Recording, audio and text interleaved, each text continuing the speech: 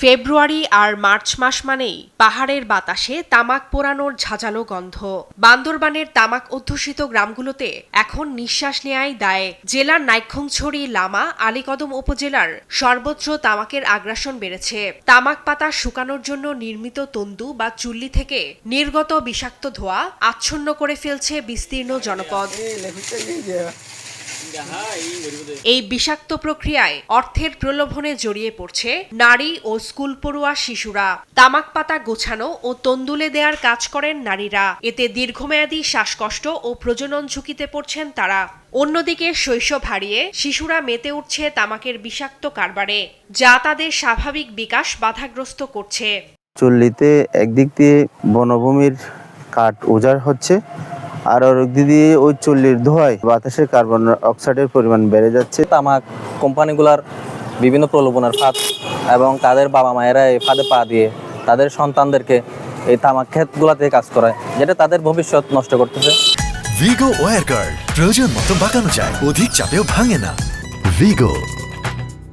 বর্তমান তামাক মৌসুমের যে হারে বিভিন্ন তামাক কোম্পানির তামাক প্রক্রিয়াজাতকরণের জন্য তামাকে যে চুল্লি ব্যবহার করা হচ্ছে, এই যে তামাক ক্ষেতের জন্য যে বড় বড় গাছগুলো কেটে নেওয়া হচ্ছে এবং এই গাছগুলো যে তামাক চুল্লিতে যে পুরানো হচ্ছে, আমার মনে হয় আগামীতে ছায়া দেওয়ার জন্য এরকম কোনো বড় গাছও খুঁজে পাওয়া যাবে না। গেল 15 বছরে জেলার 7 উপজেলায় অন্তত 3000 হেক্টর জমিতে তামাক চাষ বেড়েছে। জনবসতিপূর্ণ এলাকায় গড়ে তোলা হয়েছে 5000-এরও বেশি তামাক চুল্লি। জ্বালানি হিসেবে অবাধে পোড়ানো হচ্ছে বনের কাঠ। এতে উজাড় হচ্ছে পার্বত্য বনভূমি। বিশেষজ্ঞরা বলছেন, তামাকের বিষাক্ত ধোঁয়া শিশু ও বৃদ্ধদের জন্য সবচেয়ে বেশি বিপজ্জনক। তামাক চাষের কারণে ফুসফুসের শ্বাসতন্ত্রের যে সমস্ত রোগ হতে পারে, যেমন হাঁপানি রোগ, সিওপিডি, এই সমস্ত রোগের পাশাপাশি মরণঘাতী ফুসফুসের ক্যান্সারও এতে হতে পারে।